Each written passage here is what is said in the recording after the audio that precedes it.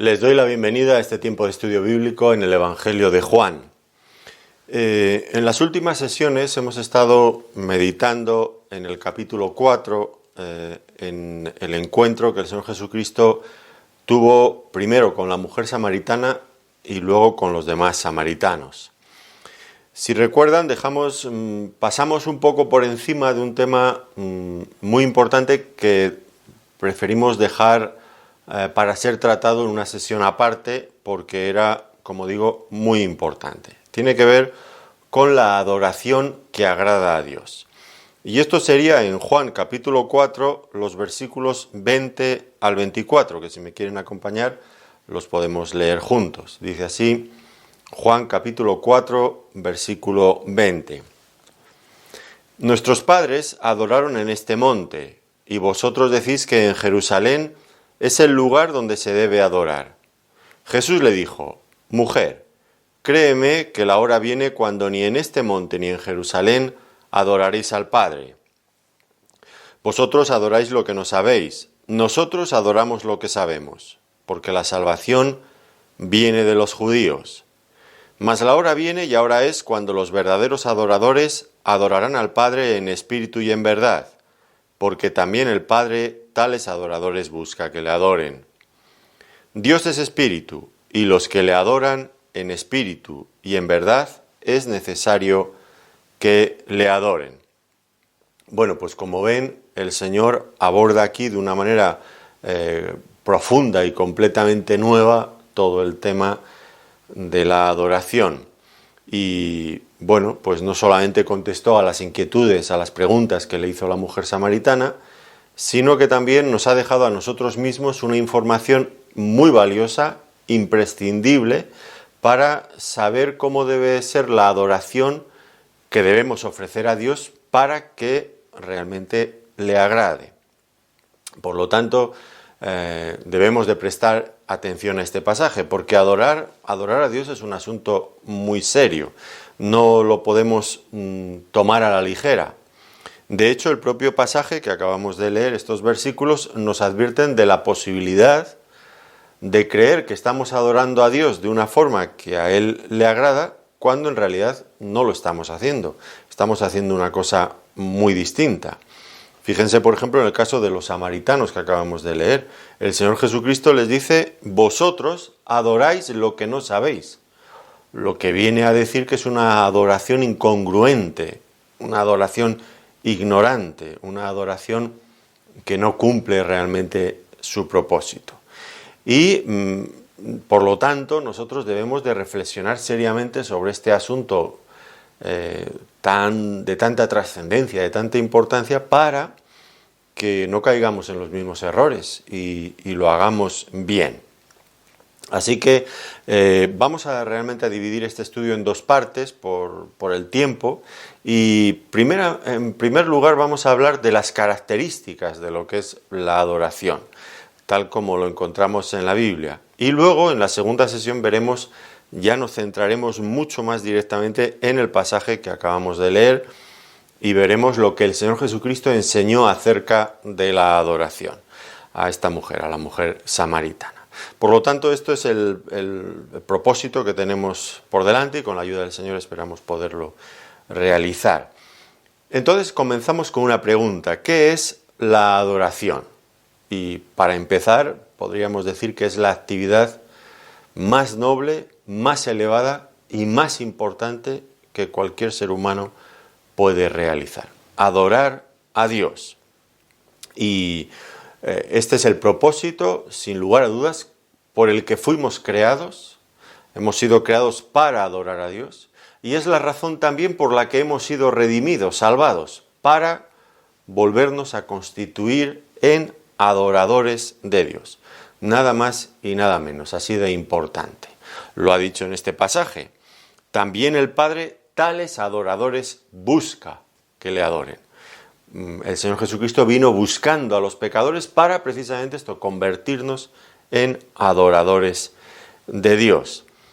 Esto es lo que debemos empezar a hacer ya aquí y ahora en esta tierra, y será nuestra actividad permanente durante toda la eternidad.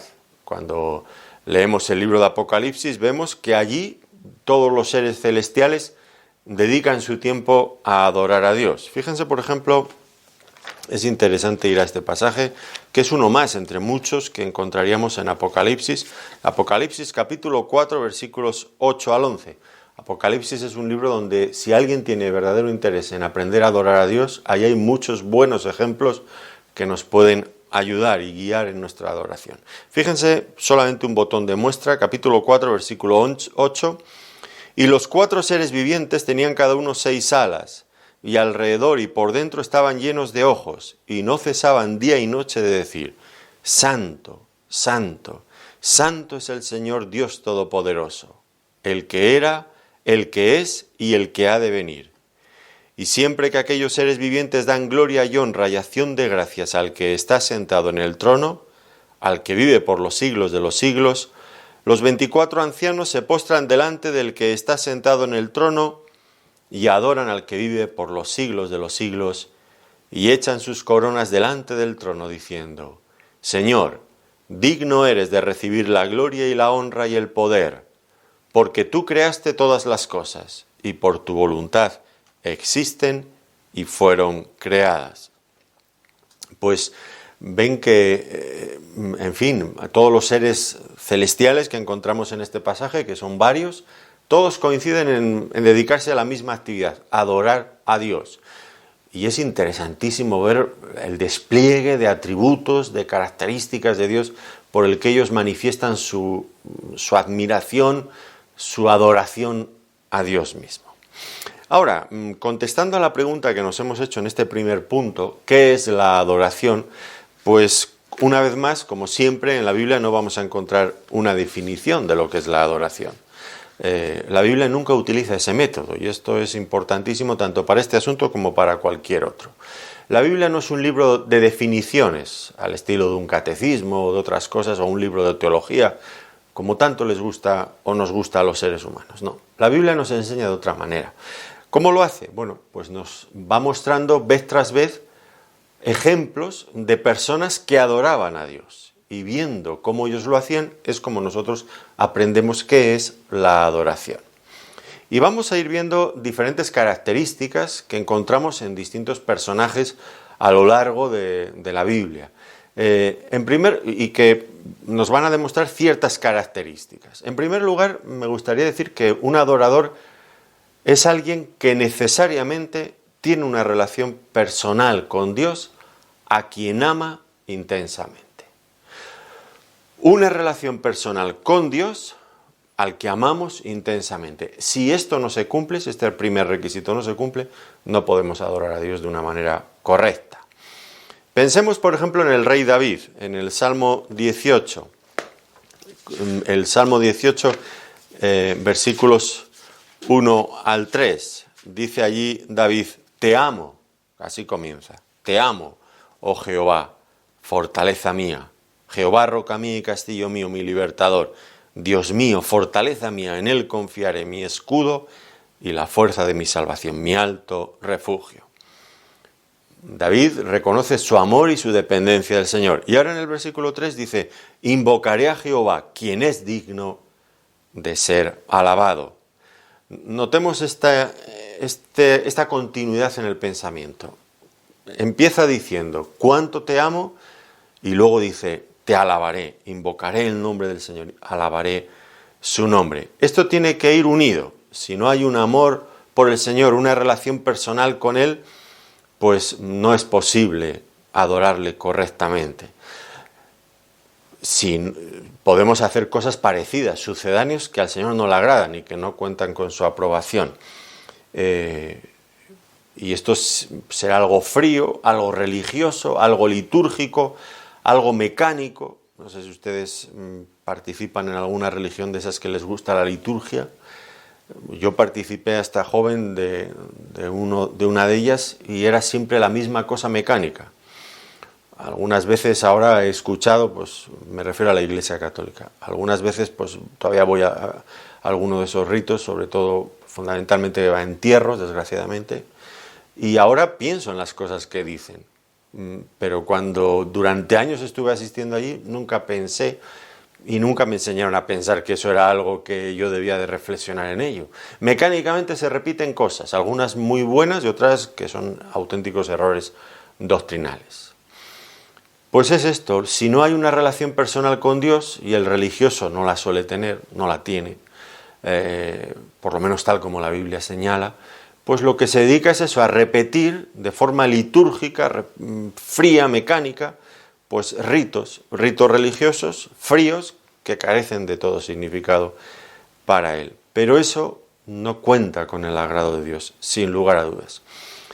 Ahora, decimos que es imprescindible amar a Dios. David dice así: cuánto te amo, oh Jehová.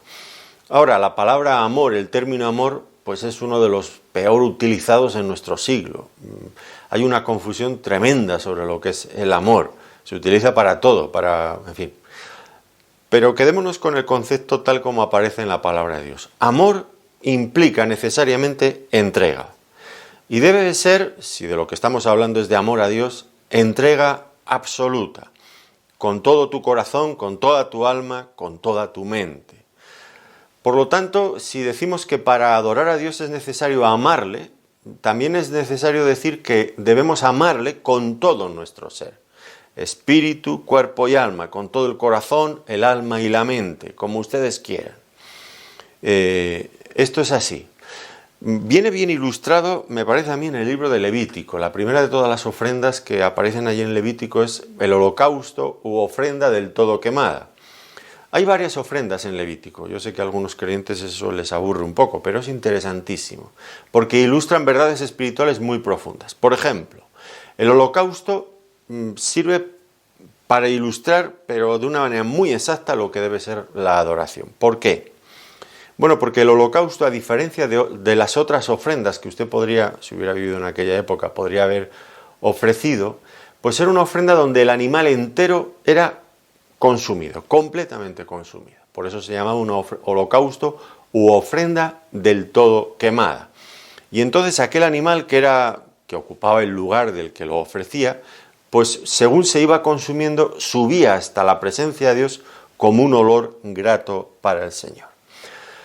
Y así debe de ser nuestra adoración, cuando nos entregamos completamente, sin reservas. Nosotros diríamos poniendo toda la carne en el asador, pero bueno, no nos hace falta usar esta expresión porque ya tenemos el holocausto u ofrenda del todo quemada.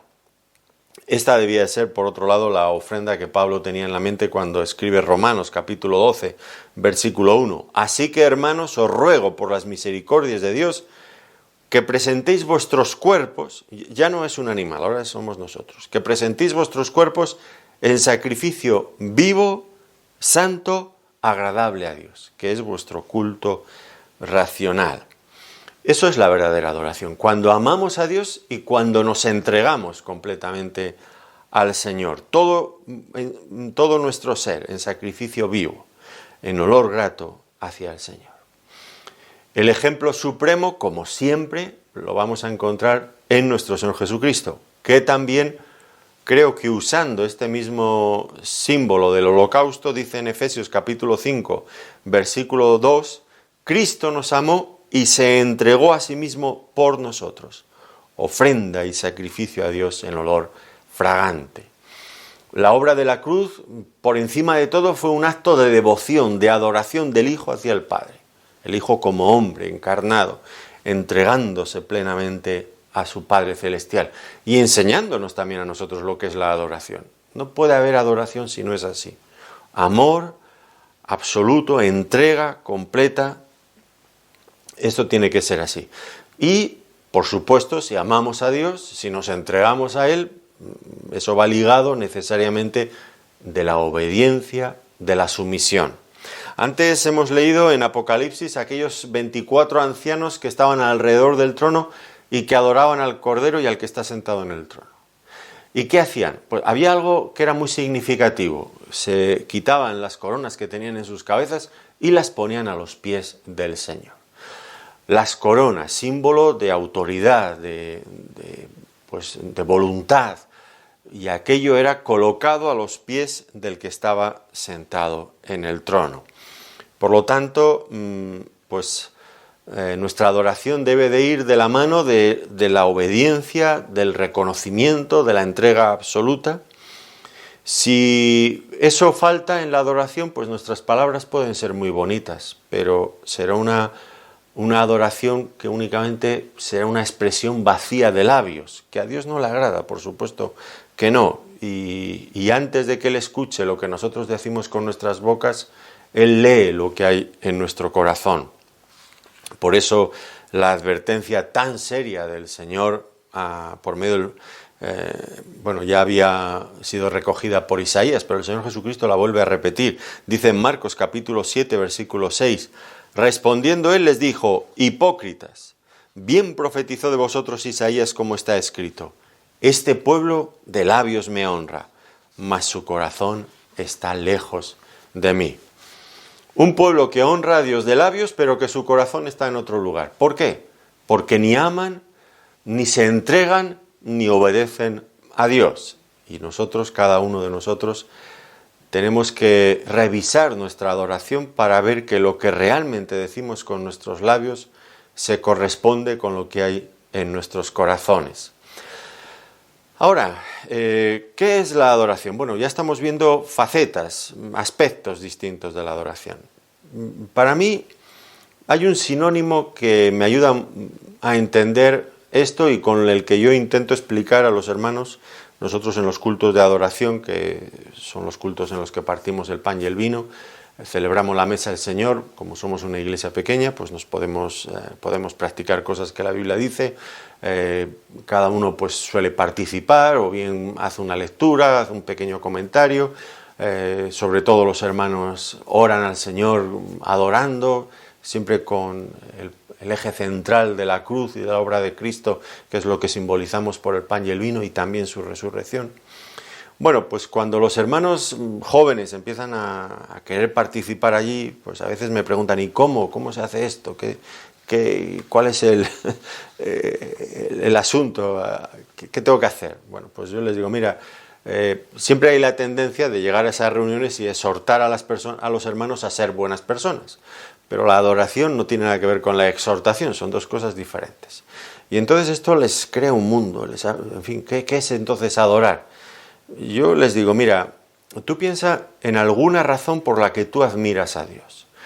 Y lee una porción donde veas que te haya llamado la atención ese atributo de Dios, es eso que Dios es, por lo que tú lo admiras. Y tal vez comenta algún detalle, pero sobre todo, pues, explica por qué tú admiras a Dios. Busca una razón, sobre todo cuando están empezando, que no se líen, ¿no? Admiramos a Dios. Nuestra adoración es una expresión verbal de nuestra admiración por Dios. ¿Por qué admiramos a Dios?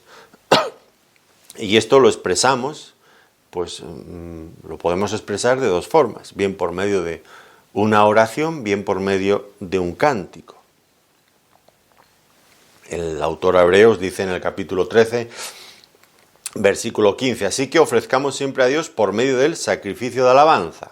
¿Qué es el sacrificio de alabanza? Es decir, fruto de labios que confiesen su nombre. El nombre era el conjunto de todo lo que es la persona de Dios. Pues fruto de labios que confiesen quién es Dios, la grandeza, la maravilla del ser de Dios. Y esta admiración que sentimos por Dios, pues crecerá y se alimentará ¿cómo? Pues a partir de considerar la palabra de Dios, donde encontramos revelado a ese Dios a quien adoramos. Allí vemos cómo es Él, cómo es su naturaleza, sus atributos, su carácter y aún mucho más también sus obras.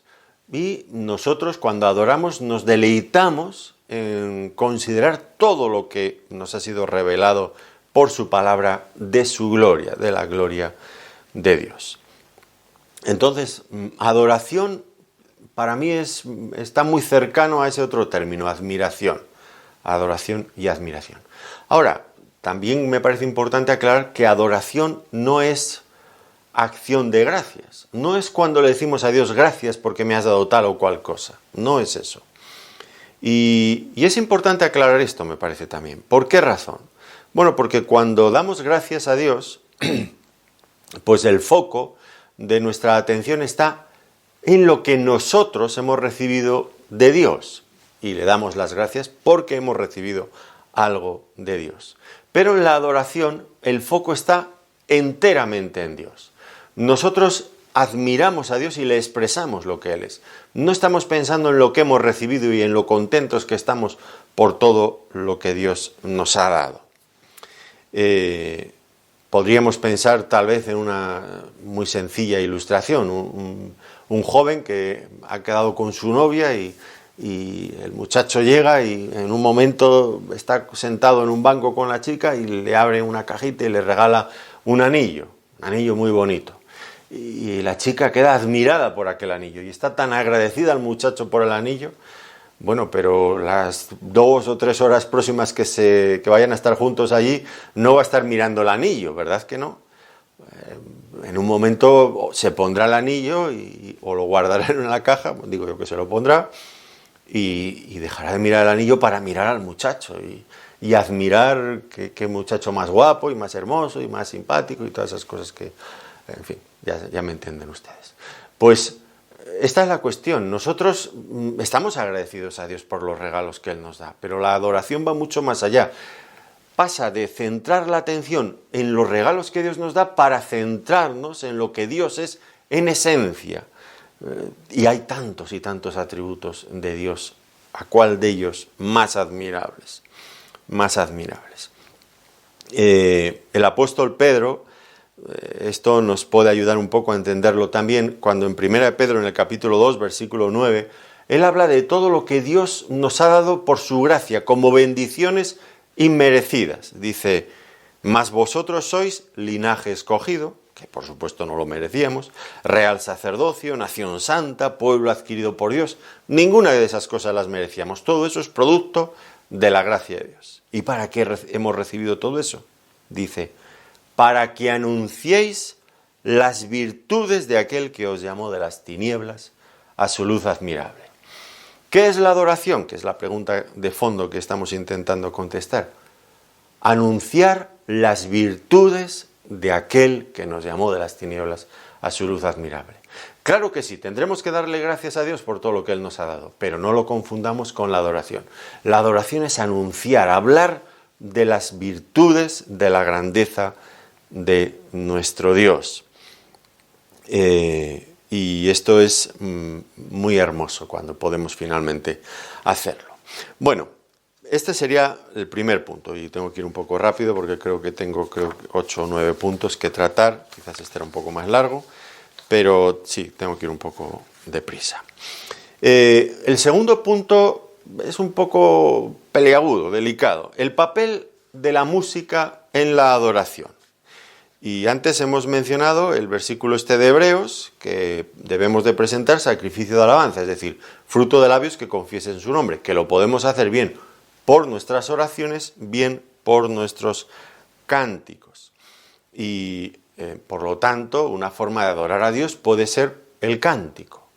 Esto está en la Biblia, es clarísimo, está fuera de toda duda. El libro más largo de toda la Biblia es el libro de los Salmos. Y era el himnario, vamos a decir, inspirado por Dios mismo que Israel usaba para sus reuniones. Así que, las letras de los Salmos pues nos pueden ayudar mucho en el tema de la adoración. Ahora, habiendo dicho esto, habiendo subrayado la importancia de la adoración por medio de los cánticos, la Biblia apoya esta idea, ya digo, pues un libro dedicado exclusivamente a esto, que es el libro de los Salmos, pero sería un error por nuestra parte limitar la adoración exclusivamente al cántico, a los cánticos. Porque, bueno, pues ya hemos dicho que también se puede adorar a Dios por medio de la oración, y no siempre que cantamos cánticos al Señor, estamos cantando cánticos que tienen que ver con la adoración o la alabanza, porque van a encontrarse que en el libro de los Salmos hay muchos otros himnos que son de confesión, que son de petición de protección, que son de acción de gracias por algún don recibido, en fin, no siempre son salmos de adoración. Por lo tanto, hay otras formas de adorar a Dios, como es la oración, y no siempre que cantamos estamos adorando a Dios porque hay himnos que pueden ser con una temática diferente. Nosotros debemos prestar especial atención a las letras, a la letra del cántico, y eso nos va a decir si es un salmo o estamos adorando a Dios por medio de nuestros cánticos o no lo estamos haciendo. Ahora, la música, con todo y ser tan importante, pues como todo lo que los hombres hacemos, se puede usar de manera adecuada o de forma inadecuada. Y en este sentido me atrevo a decir que la música conlleva peligros. Quizás no todo el mundo esté muy de acuerdo con las reflexiones que voy a hacer a continuación, pero me parece importante hacerlas porque estamos tratando un tema realmente clave que tiene que ver con la adoración.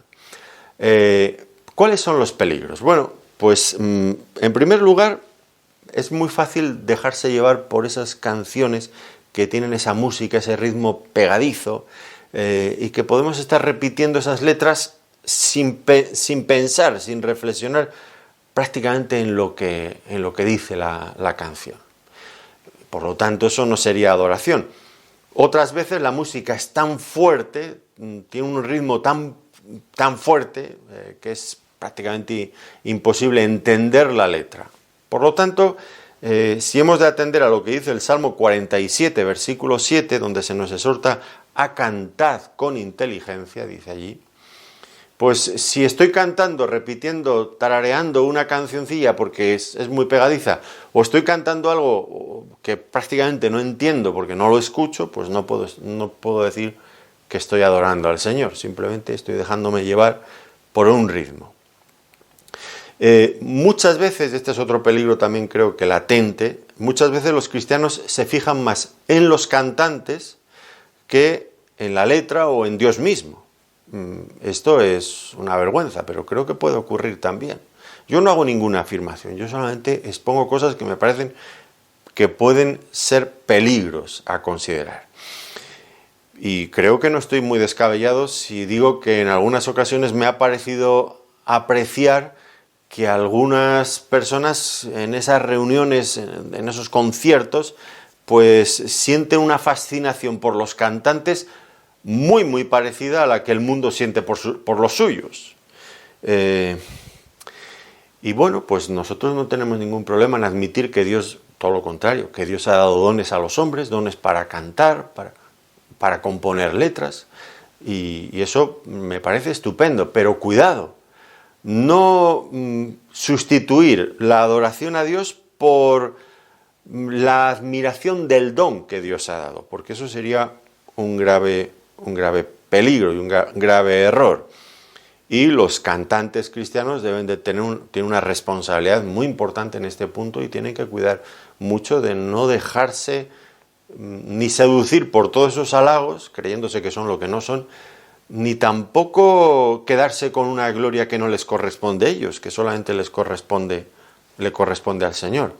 Ahora estoy hablando de los cantantes, pero lo mismo se podría decir de los predicadores, de los pastores o de cualquier don que ejerzamos para el servicio al Señor.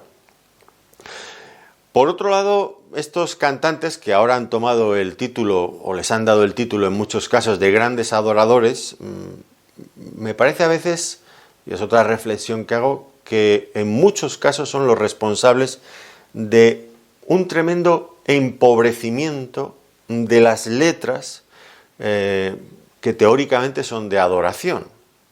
Muy pobres las canciones cristianas en cuanto a su contenido doctrinal. Muchas veces son unas poquitas frases, muy poquitas, un par de ellas, 3, que se repiten hasta el aburrimiento.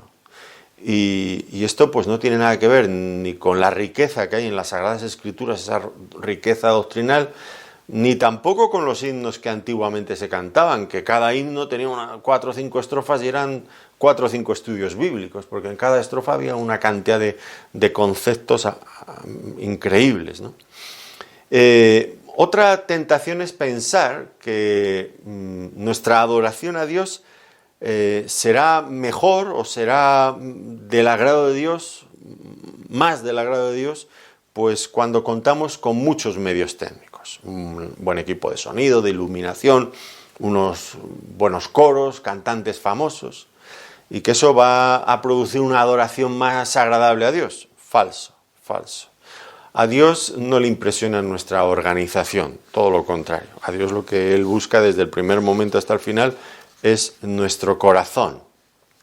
Y iglesias muy sencillas, con muy pocos recursos, pues Dios les va a escuchar exactamente igual o mejor que igual una mega iglesia que tiene un equipo y unos escenarios y unas coreografías alucinantes. Pero es todo arte, muy bonito escénicamente, pero que carece de eso otro que es lo que finalmente importa. Que el corazón se ha rendido a Dios en amor, obedece a Dios y admira a Dios y sabe por qué lo admira. Son cosas diferentes.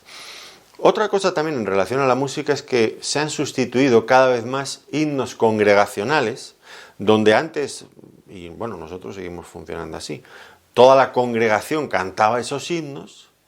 Ahora, por himnos que solamente un solista los puede cantar, porque tienen unos ritmos y unas cosas, unos quiebros por aquí y por allá, que los canta uno solo, no son himnos congregacionales, que se pueden seguir fácilmente, no, hay que ser un experto para poder cantar todo eso. Y entonces eso sirve muchas veces pues para el lucimiento del cantante.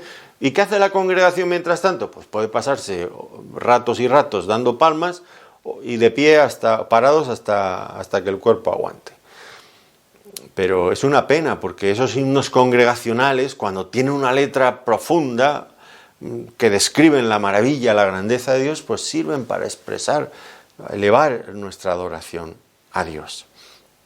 Y luego una última cosa que quiero señalar, pues es que la música cristiana se ha convertido también para algunos cantantes en un importante negocio que les reporta grandes beneficios económicos, fama, popularidad, y a veces, lo he visto, pues para ampliar su cartera de negocios, pues no tienen tampoco ningún reparo en hacer guiños a otros mercados y pueden, por ejemplo, poner música cristiana imitando ritmos totalmente mundanos, de música mundana, simplemente cambiando un poquito, cambiando la letra, pero ritmos totalmente mundanos que usted encontrará en el baile, en fin, pues los encuentre usted en la iglesia, o esos cantantes que lo mismo cantan al Señor que le cantan a una mujer, o que le cantan, no sé si le ha pasado a usted alguna vez, a mí me ha pasado,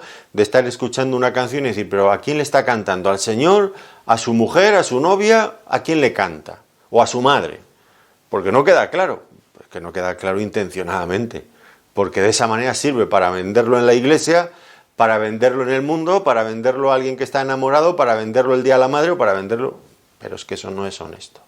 Y hay que tener cuidado porque la música cristiana se ha convertido en un importantísimo negocio. Estoy convencido que se vende mucha más música cristiana que comentarios bíblicos u otras cosas parecidas. Bueno, yo, por favor, puedo haber parecido un poco crítico sobre este asunto, simplemente quería advertir de peligros que creo que existen. Yo no acuso a nadie, ya me ven que yo no estoy diciendo fulanito tal que es un cantante, este es así, este es... Yo no digo nada de todo eso porque yo no soy nadie para juzgar a nadie, yo solamente comento cosas que me parece que son peligros latentes dentro del cristianismo que debemos de considerar si queremos que nuestra adoración sea realmente agradable al Señor. Pero he partido de la base de que la música es uno de los elementos, uno de los cauces más importantes o muy importante para adorar al Señor. Y no podemos despreciarlo de ninguna de las maneras. Y debemos de seguir orando al Señor para que levante hombres y mujeres con dones capaces de componer letras sustanciosas que nos ayuden, que ayuden al pueblo de Dios en nuestra alabanza por medio del cántico. Por supuesto que sí. En tercer lugar, en cuanto a la adoración, Dios y la obra de la cruz deben estar en el centro de nuestra adoración.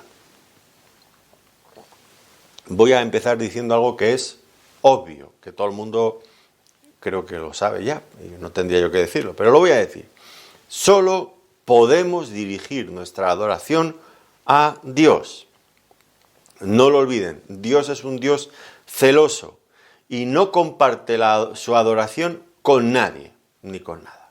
Eso sería idolatría y Dios, desde luego, no lo va a aceptar. Fíjese en lo que dice Isaías capítulo 42, versículo 8. Yo Jehová, este es mi nombre, y a otro no daré mi gloria, ni mi alabanza a esculturas.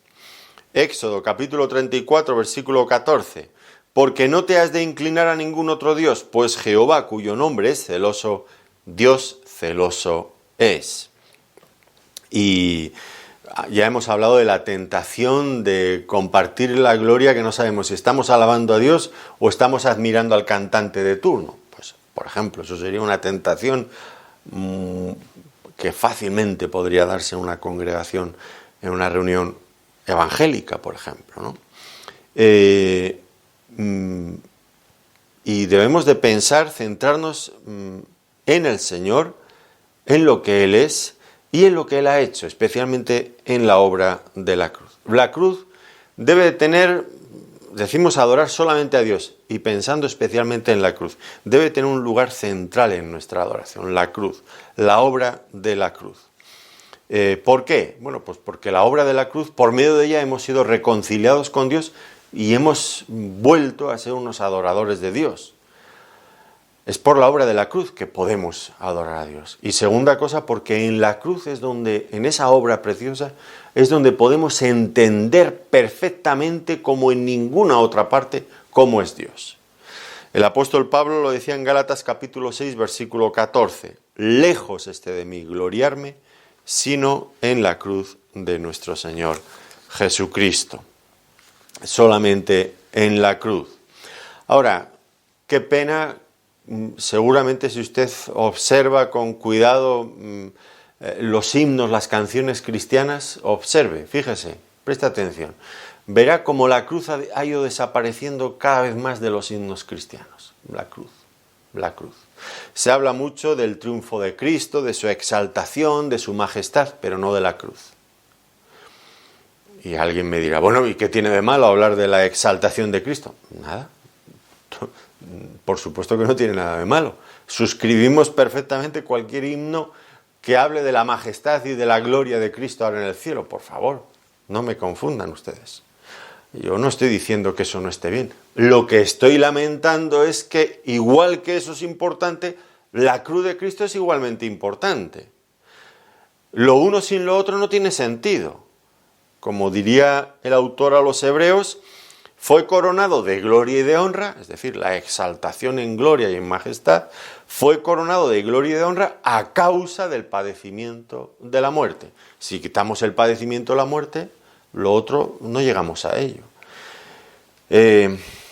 Recuerden que las huestes celestiales en Apocalipsis adoran al Cordero que fue inmolado. Y el Cordero que fue inmolado nos habla directamente de la cruz de Cristo. Es importantísimo centrar nuestra atención en la obra de la cruz. La cruz, con todo lo que eso implica, la encarnación, la muerte de Cristo, la resurrección de Cristo, la ascensión de Cristo, la exaltación, todo en su conjunto. También los padecimientos de Cristo. Todo eso es imprescindible. Adorar a Dios pensando como punto central en la cruz. Y en esto quiero también añadir un asunto importantísimo, y es que nos lo enseña el propio Señor Jesucristo. Es imposible honrar al Padre sin honrar de la misma manera al Hijo.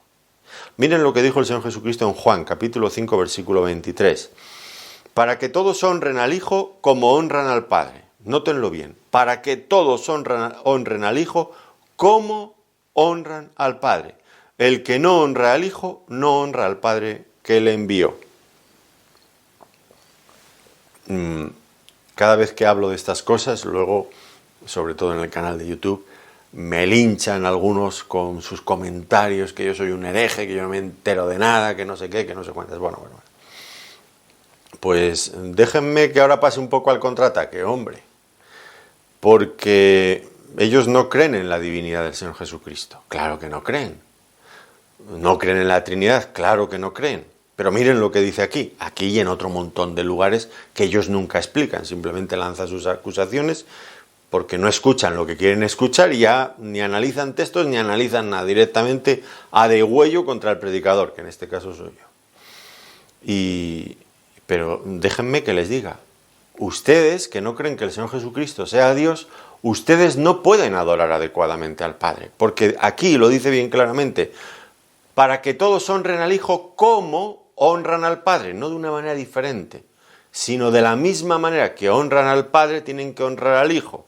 Si no, nuestra adoración no es auténtica, no es auténtica.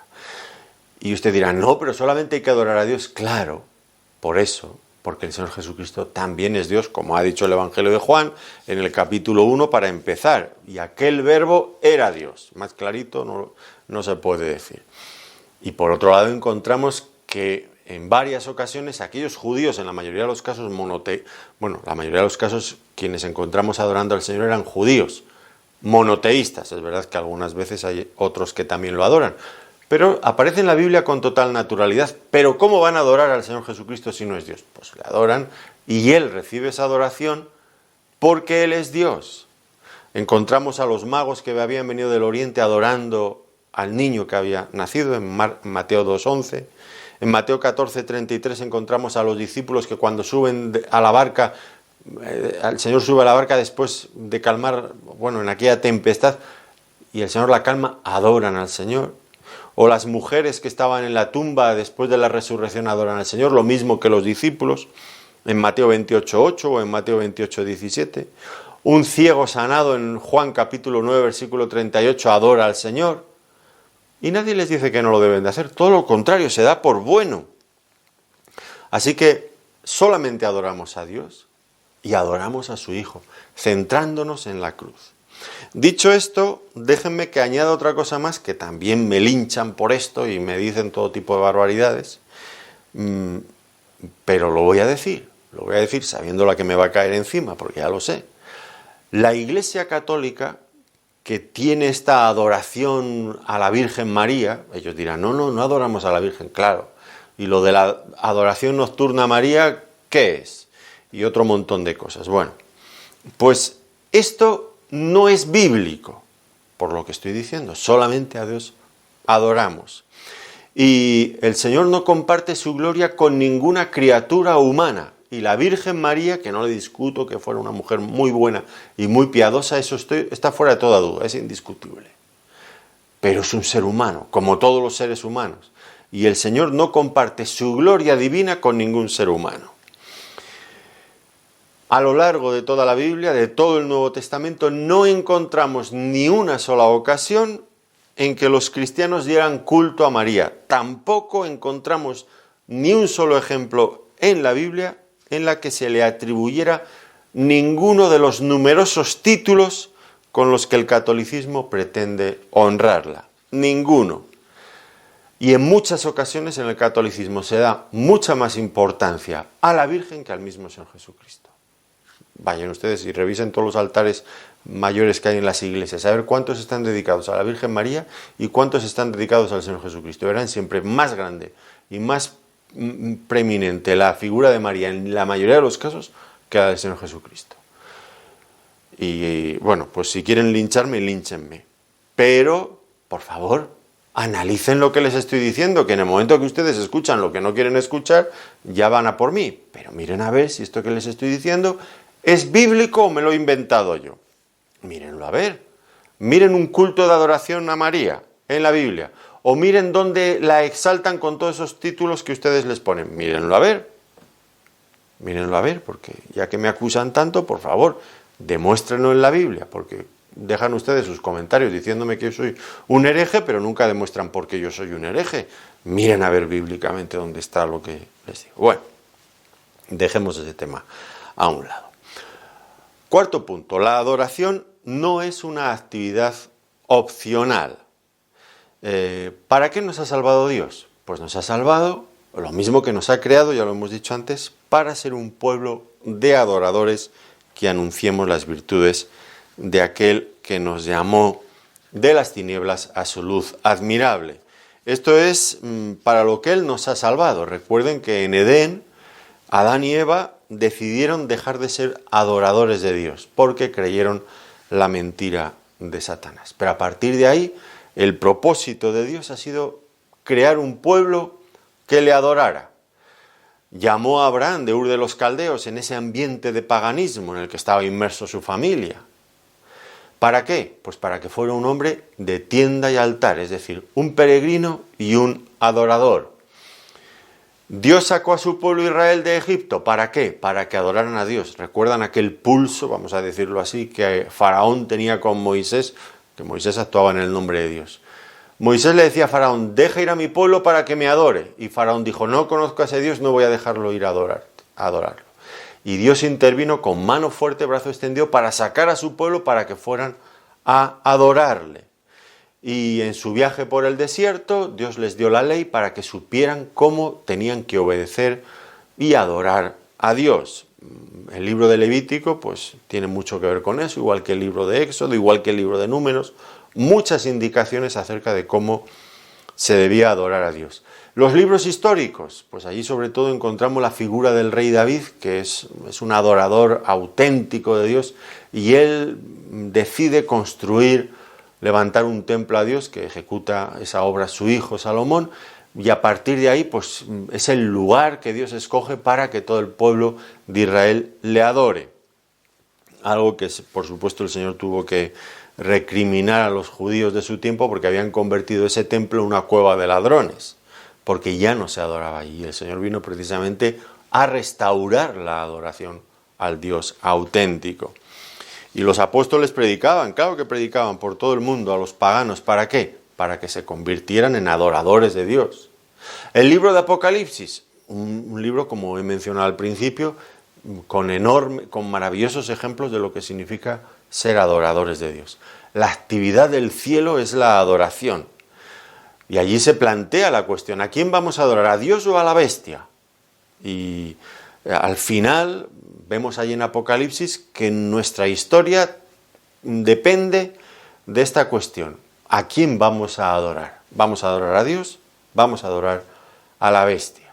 Por lo tanto, la adoración no es algo opcional. Hemos sido creados, hemos sido redimidos. Dios ha formado tanto al pueblo de Israel, más tarde a la Iglesia, para que convertirnos en adoradores de Dios. No podemos relegar la adoración a algo opcional en la vida del creyente. Hemos sido redimidos para ser adoradores. Y esto nos lo tendremos que recordar a nosotros mismos. Me hace gracia David cuando escribe el Salmo 103, versículos 1 y 2, como si él estuviera hablando consigo mismo. Bendice, alma mía, a Jehová. Él está hablando con su propia alma.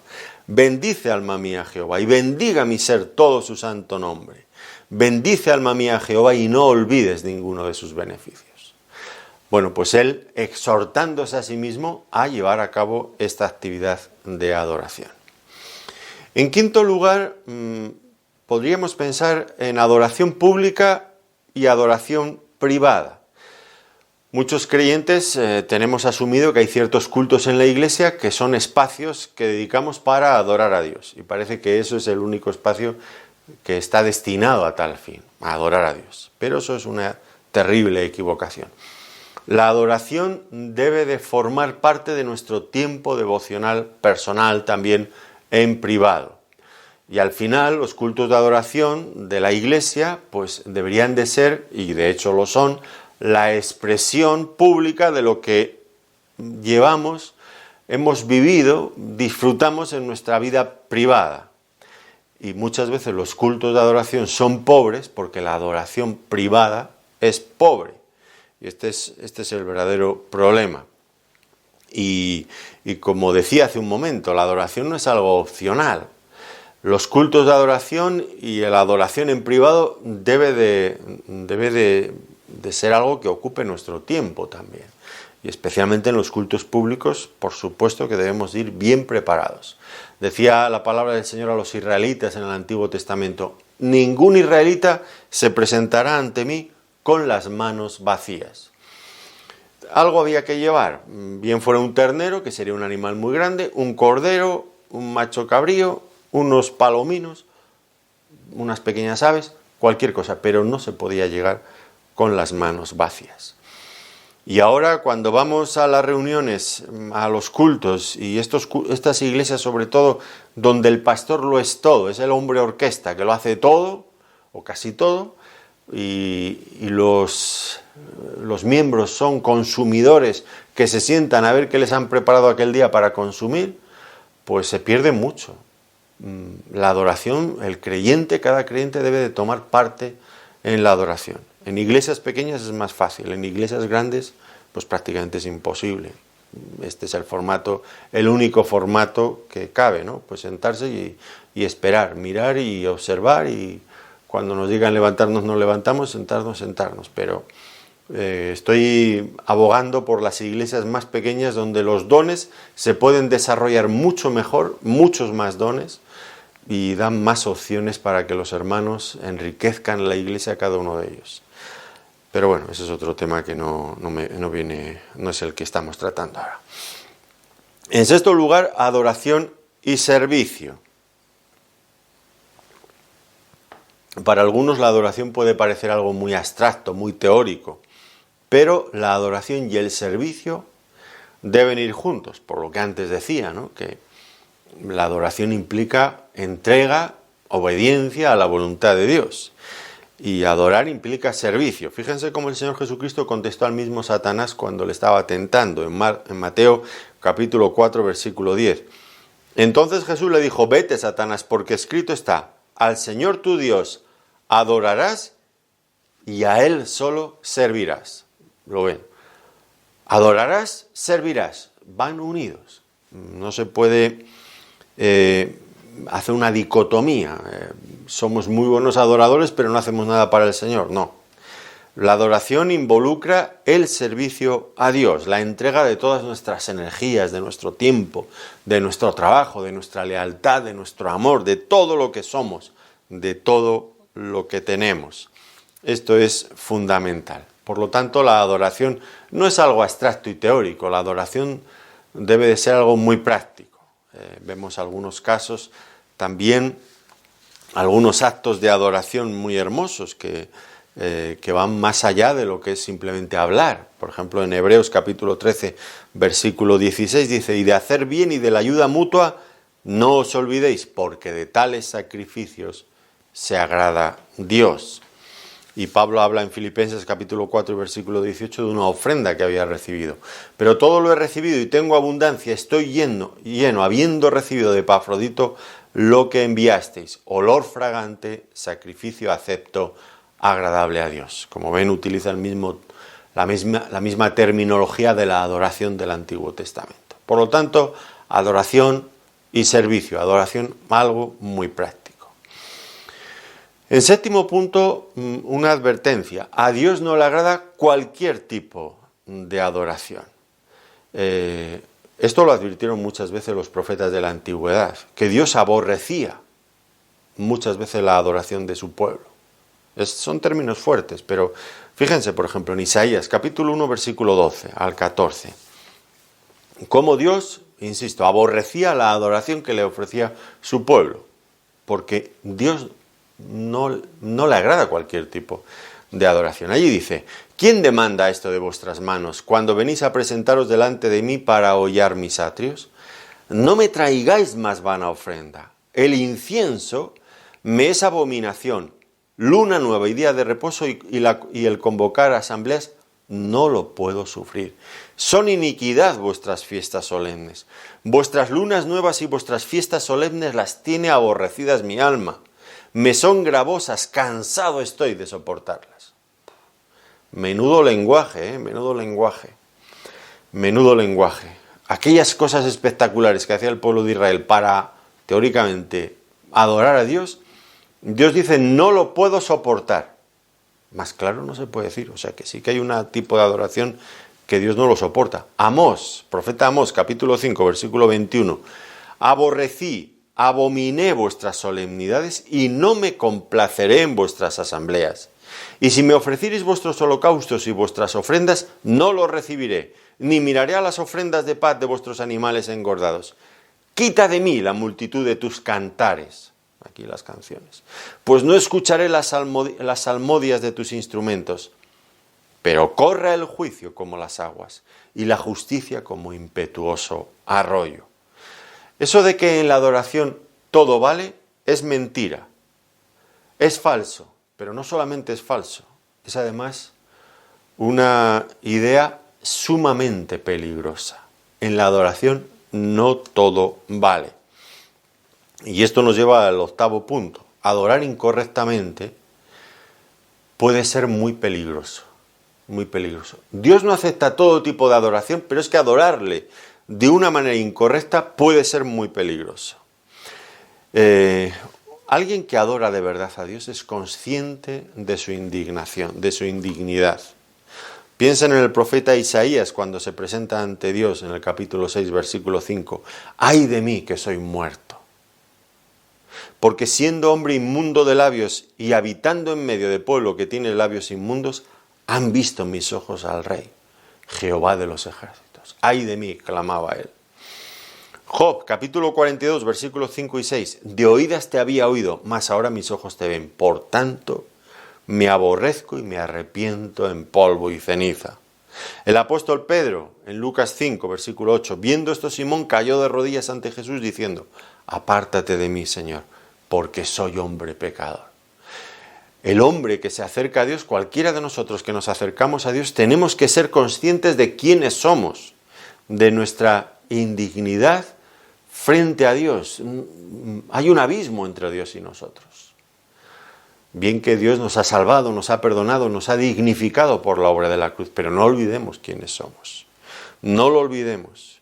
No olvidemos tener un santo temor hacia Dios, porque Dios, como dice Hebreos, es fuego consumidor. Y esto lo han olvidado algunos, creo yo.